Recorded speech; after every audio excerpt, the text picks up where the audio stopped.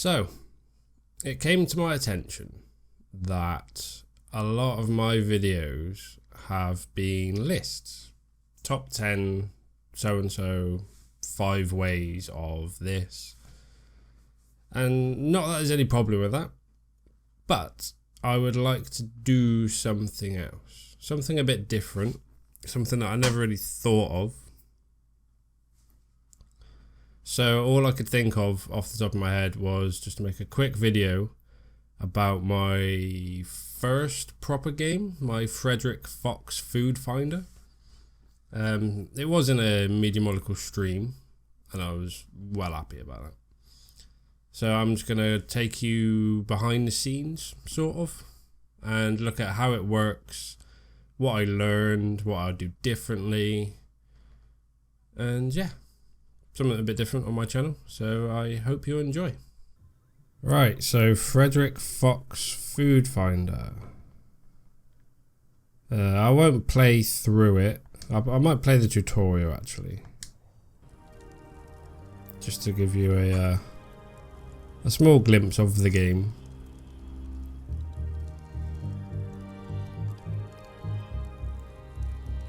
Frederick Fox, made by Cody Bear, I believe.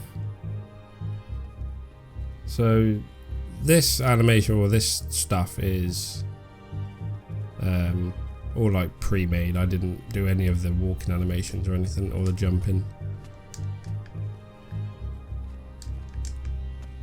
But I did do the crawl, which is pretty bad because you can see he's just swinging around. That's probably one thing I would change. And then R3 to sneak past the garden lights. The idea of these garden lights was to, after, how many seconds was that? 5 seconds? Yeah, after 5 seconds, it would actually launch a cutscene where there was this one character. It was like an old lady with like an old snail, and she was gonna burst out the window or the garden or something and just like hit you with a walking stick or something and shoo you away. Very much like it was like my own nan used to live out in the country, and I remember staying over there, and in the mornings there would be just like 50 sheep in our garden, and she would just get a walking stick and she would just chase these sheep away, sort of thing. It was fantastic to see. It was funny. Square's a tail whip. Didn't want to do too much like violent stuff. I didn't feel like the violent stuff actually fitted Frederick Fox, so it was very much just to destroy the these horrible things, which distorts the screen. I got a couple of neighbours with those, and they're not pleasant, so I can only imagine it's not nice for the fox. Destroying the pots will pause time. I probably should have added a timer to the tutorial just to display this, but yeah, I don't know why. I made this pots, I made them smash, and I couldn't think of a reason to put them in the level other than maybe pause time. And the timer thing actually came in quite late into the game, to be honest. L2 will show where trash can be found, even through walls. This was an update I added for a week after the game came out, to be honest. I noticed a lot of people hadn't actually been finishing my, like, they couldn't find them all. Even my girlfriend couldn't find them all, and she had seen me like make the level and everything. But I added that as something that is to help people out. And again, looking back on it, I probably should have made it a toggle, and then after 5 seconds it deactivates and you get 2 or 3 per level. But you know, I'd moved on at this point. I just wanted to add it in. I thought it was a cool effect. It's actually just the text box that is set to display in front of everything, and it's in the scene. I'll show you a bit more later. The animation probably took me the longest. It's a fat chicken. And it's probably the first thing that I really had trouble with was some of these animations and working with keyframes and stuff. Because with that, I was getting the problem of, I was like, I'd have the fox here, I'd set an animation, and then when I'd walk over to this bin, the animation would like teleport me back here. But I can't quite remember how I worked around it. It's all, I think it's all to do with groups and stuff, or I don't know. Well, I got it working in the end. And then when all food is found, you step in here. Let's go to level 1. Let's close all this. I did notice a lot. Someone thought that this was like a memorial to his family. It was just, I just had a light. It was like the beginning and the end of the level. But I thought, you know, I'll make something nice. This was a community asset, I believe. And then I just took the foxes and I made sure that they weren't moving, and I just painted them all grey, make them look like a statue. Thought it was nice. There is no story to Frederick Fox, but I mean, if there was, they're not dead. They're still very much alive. Frederick Fox is trying to find food for his family. Very much taking inspiration from, what's it?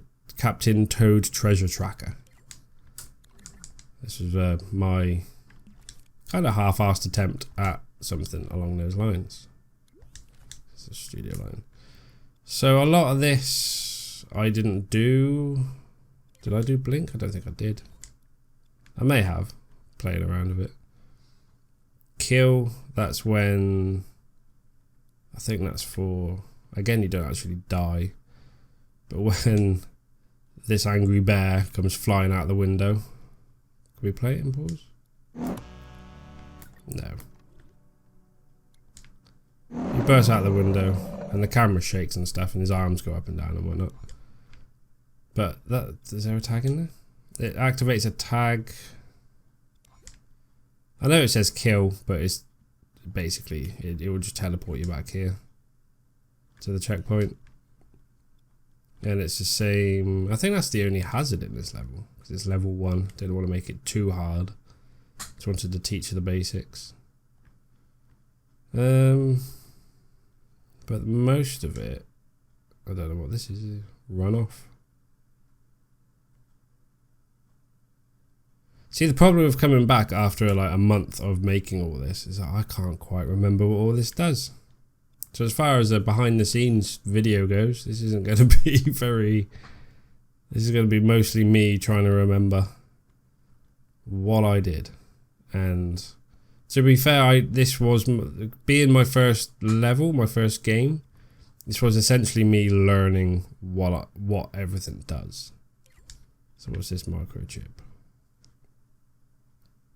Oh, this stops the puppet from jumping. So I think when you're crawling and when you duck, you can't jump. Oh, come on, let's just get past the intro. The intro, Frederick Fox is also disabled, so you can't actually do anything with him. So that's the terrible crawl. Oh, you can jump when he's crawling. I suppose it's not too bad. But then when you... I must have taken out the... if you jump and spin, he actually goes a bit higher. And then just the animations. No. So yeah, I think this is all just to disable the puppet for a few reasons. I can't quite remember. I think one of them is the intro, the outro, and when you are seen by, I think his name's Eugene the bear. And then, oh, this is my sense, which I think I've spelled wrong. So when you press L2, a tag will go on, which for the trash bags and the bins, there is another microchip. And all that does is, once it's turned on, got a signal manipulator, which will sort of like just fade it up and down. And it's just a text box. That one. So I made it green because it's a bit of trash. Played around with all these settings. And yeah, it's a pretty cool effect. It kind of reminds me of The Last of Us, where you got that hearing. There you can see up there, where you listen in, and you can hear the clickers and stuff behind walls and whatnot. It's meant to be that sort of effect, and you can see a few others over there. I probably shouldn't have chose those trees, to be honest. They kind of look like the same thing.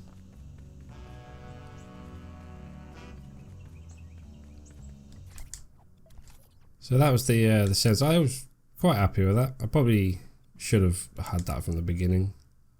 And I think there's also some different grades that are make it black and white and stuff. Then this is the big one. What's this one? Food found.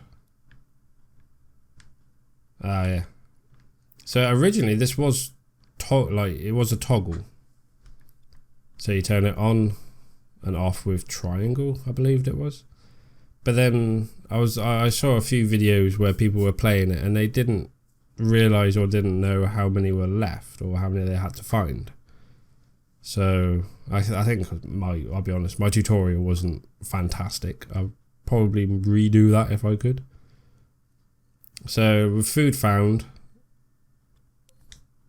there's only 3 in this level, and then that's plugged into a number displayer, and then yeah, the other number display to show that there is 3. And these are all my animations. So there is crouch. I don't know why it wasn't working.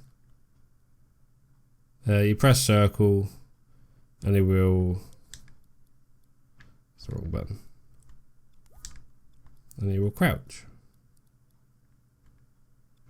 And then while he's crouched, everything else in this chip, which I'm sure there's probably a better way to do it, is to turn off all the other stuff. So once you're crouched, you can't move, you can't go into crawl, you can't search for trash, you can't do anything. Once you're crouched, you're in that position, you're stuck, and then you press circle again to get out of that position. Again, that was something I made and didn't actually utilize in any of my levels. Couldn't quite think of a nice way about it, so I just left it. But it is what it is. Search for trash. Again, all these turn off. Oh no, these are if you're in that position. So if you're crawling, this will turn off. And because there's an AND gate, it needs everything on. So if I'm crawling, it won't let me search for the trash. That's kind of how I worked on it. And then... Yep, timeline, that's all the keyframes. So that's like, I think that's him jumping up, and I think all these are his arms flinging around and stuff. The lookout rotator actually came quite late. It's because if you went to the trash can or the trash bag, you didn't even have to really look at it. It just had to be in the radius, and he would do the animation. So by having that lookout rotator, once you press square to search for the trash, he would look at the trash tag. So it gave the impression he's going through the actual bag itself, or the can. Can is exactly the same. Just slightly different animations. So sneak, for the life of me, I can't remember what run off actually means. Oh, I'm so bad. So yeah, sneak will turn off the jump and run. It will slow you, like, so you sneak at a slow pace, and you can't do everything else. You can't jump, you can't crawl, you can't. I think you can search. I don't know why that's there. So yeah, and then what's this one? That was sneak. Tailspin is very simple. It's just a timeline where he spins around really quick. This one, I tried using an action recorder, and I tried like spinning Frederick Fox around like that and then speeding up the action recorder. But it didn't actually work too well. So, I mean, the rotator probably should have been the first thought, but I tried it a different way and it didn't work. So rotate is the way to go. And then the keyframe is just in some sort of like spinning pose with his tail and leg up, so he spins around. The tail tag is just so that when you're near the plant pots or anything else that will smash, once that is activated and you're in a close enough radius to it, it will do their own animation. And then a nice fuzzy whoosh. But yeah, well, this is a bit of a mess. I'm pretty sure, I don't even know what that is. It's not even plugged into anything. I don't know what that's there. A lot of it was started out quite neat and quite laid out. But then it soon became very messy once I started fixing bugs, or because a lot of the whole not being able to jump when you're searching for trash, all that sort of stuff, I didn't even think about. And I was playing the level very clean and much like how I was picturing the level to be played. But then when you realise a lot of people won't play it that way, yeah, you have to like test for strange things like that. Because why would you jump if you're searching for trash? I don't know. But if you did, it broke the game. So the trash bags I actually made very early on. It's probably one of the first things I did, because that's what foxes do. They search for trash. That was just a microchip I shoved in for the sense.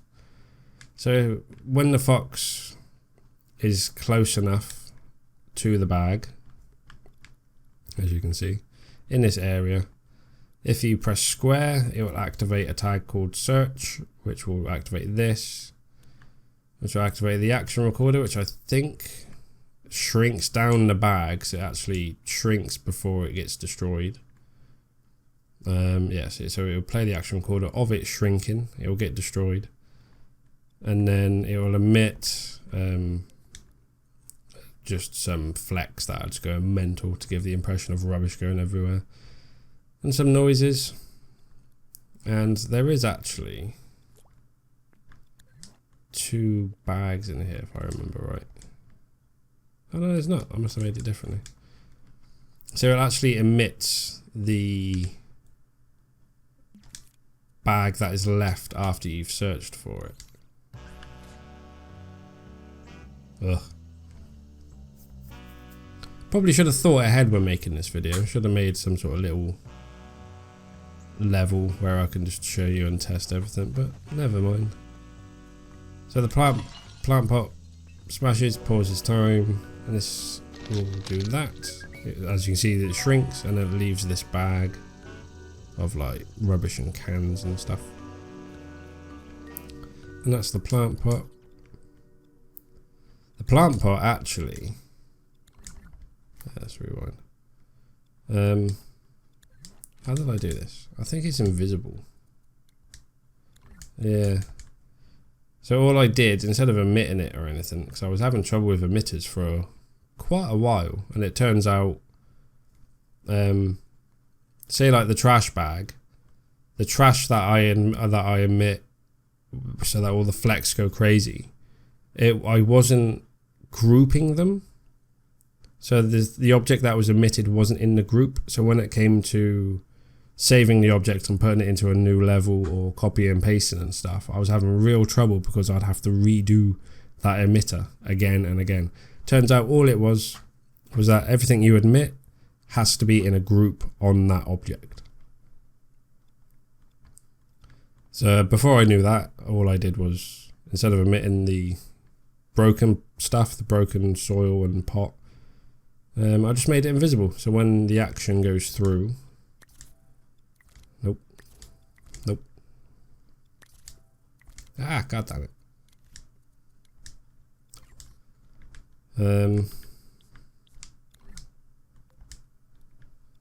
So when that action happens, I like using selectors for some reason. So it's always on. It'll play the timeline. It'll play a nice window smash as well that I played around with. It will pause the time for almost exactly 5 seconds. But then all it does is turns off the visibility and collision, which I did forget for a while. So you could stand on an invisible pot. It will turn off the visibility and collision of this pot. If I can get there. There we go. So as you can see, it will turn it off, and then it will turn on the invisibility of the broken one. Don't know if that's actually better than emitting it, or I can't imagine so.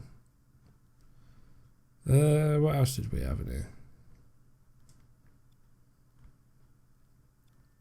Can't really think of anything else.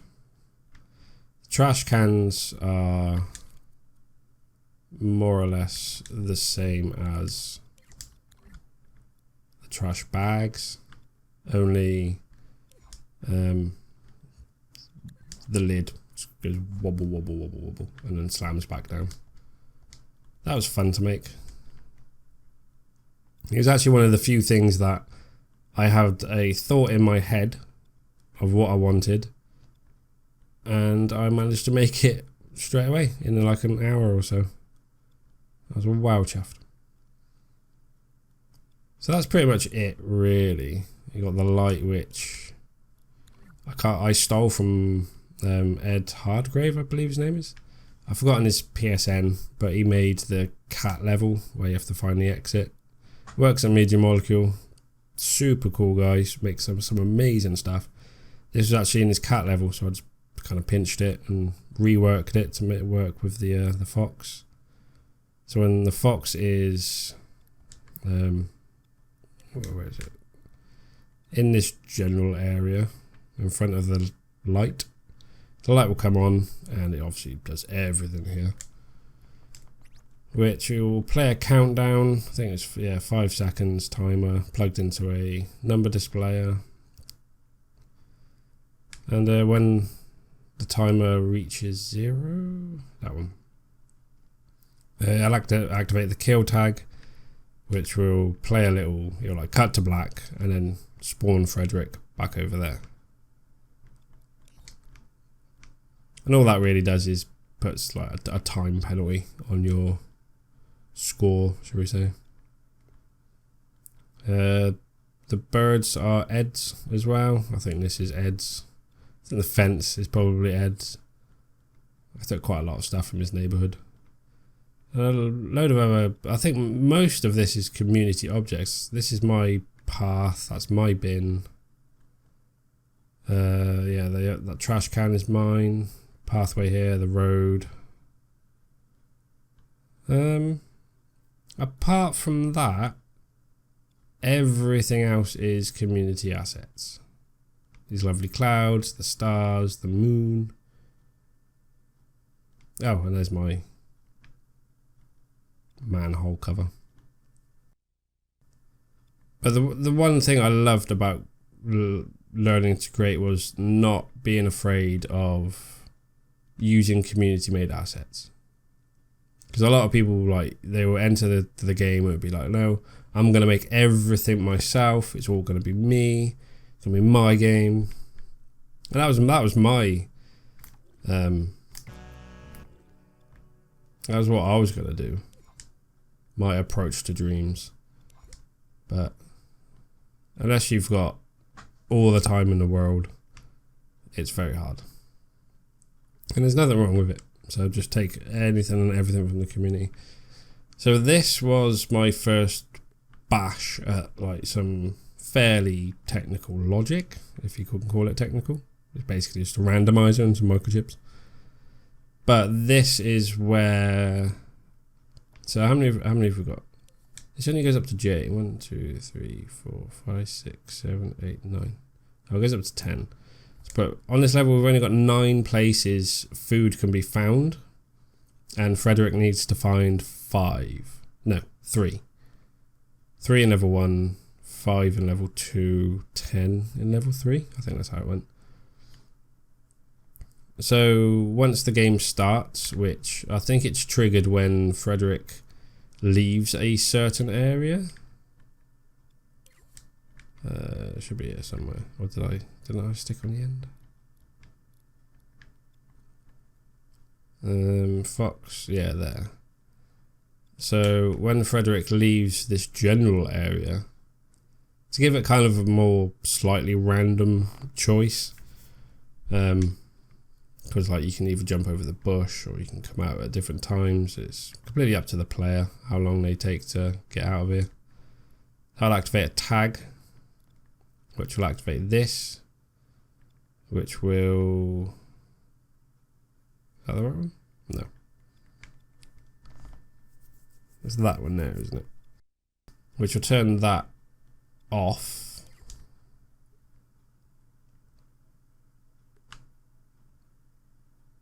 No, turn it on because Frederick's already out of it. Oh, see, I'm so bad. It's my own game and I'm so bad. So yeah, this will turn on once you leave the area, which will then turn every single one of these on, every chip is the same. And then the randomizer will pick, well, it'll just cycle through, and after it picks 3, so when that turns on, it will turn on these 2 tags, which is 1 and food. And then, as I said, every other chip is exactly the same, so this will be 6 and food. And then, but once it's picked 3, it needs to stop. So this will very quickly, what, 0.1 of a second, 0.2 of a second, it will pick a random one. So after 0.6 of a second, it would have picked 3, and then it needs to turn off. So what I did was this tag, once 3 of those, which is there, number required 3, once 3 of those have been activated, meaning once 3 has been picked, it will turn off the randomizer and it won't pick anymore. So basically the randomizer will just randomly choose where to place the food, which is the number ones. So like number 1 is this bag. So if it chooses that, oh no, there's a second chip. So that's number 1, which will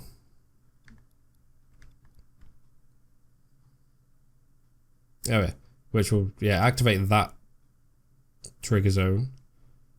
And then in order to spawn the food and activate the food, that needs to be on, and you need to actively search it. I hope that makes sense. So the randomizer will pick 3 random places for the food. And say it randomly picks number 1, it will activate this, which will go into an AND gate. And then once you go to search that, that will also go into the AND gate, meaning it's activated, and it will spawn the food, and it will turn that tag on, meaning food found, which will give you a plus on the counter. And once all 3 has been found, I think it's over here, isn't it? Food found 3. So once you find 3, which is enough for this level, it will then activate this timeline, which is the end of the level. And then it will take you to level 2, which is exactly the same, just a bit bigger. I'll show you a few details, I guess.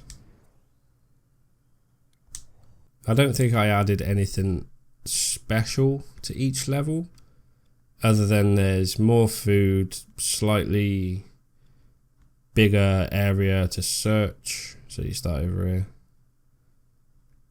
Everything's exactly the same. I think I may have made... yeah, because the randomizers only go up to 10. So I don't know why. I suppose it's very... It might be a rare occasion where you need to randomize more than 10 things. Or you could just do it this way, where I've got 2 randomizers because there is, I don't know, 10, 11, 12, 13, 14, 15. There's 14 places to hide food in. And in this level, how many do you need? 5. So you need to find 5 bits of food. So yeah, it's just exactly the same, just with an extra randomizer.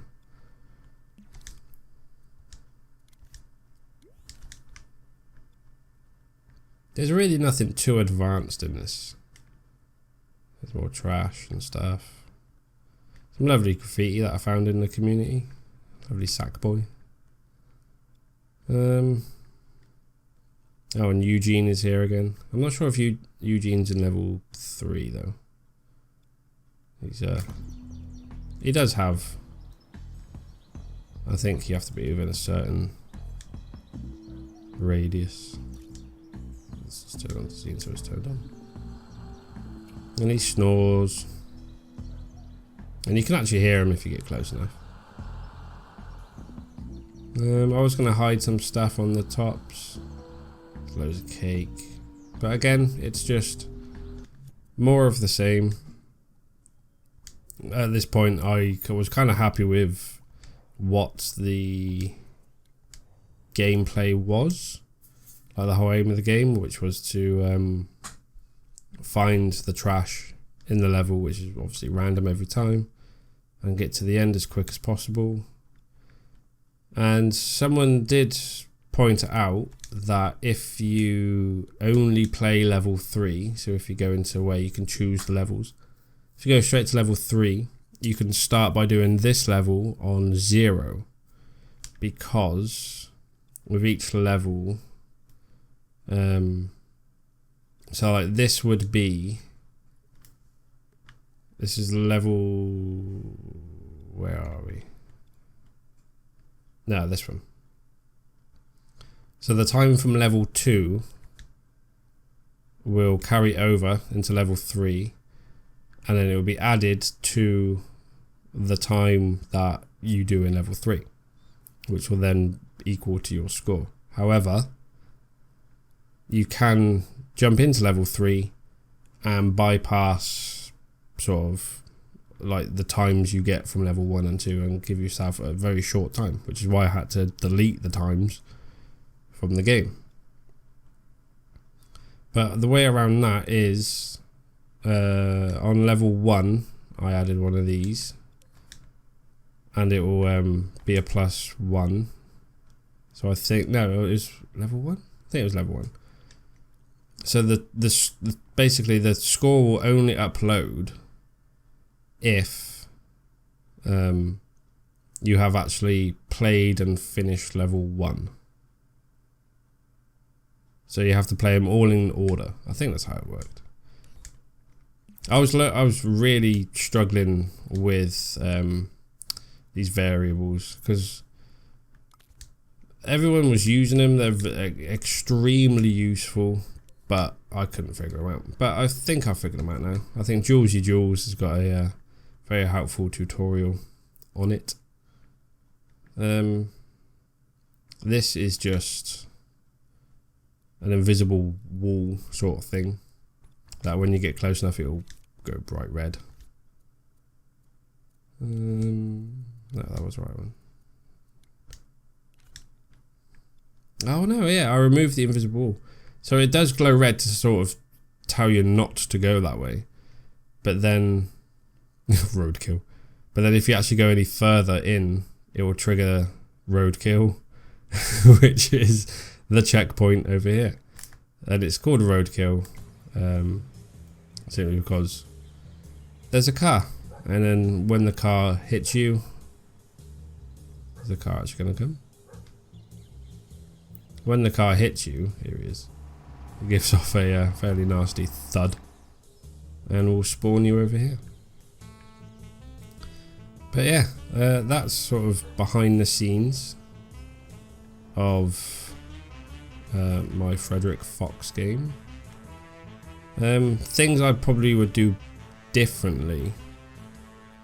I probably wouldn't have maps as big as this. I would very much try and keep it smaller and more to what Captain Toad treasure tracker was. And just make like more puzzle based stuff. So, but yeah, I'm happy with it. This was a learning experience. This is very much what I did to learn. And I hope you learned something too. I'll probably do this for my next game if I make another full game as big as this. But yeah, I hope you enjoyed. And if you enjoyed something different on my channel, please give me a thumbs up. If you didn't and want me to stick to my lists, give me a thumbs down and a very helpful comment, and then I'll get back to my top 10 reasons why I like dreams or something. I don't know. I can find more than 10 reasons, I'm sure. Yeah, anyway, thank you very much for watching. Take care and see you next time.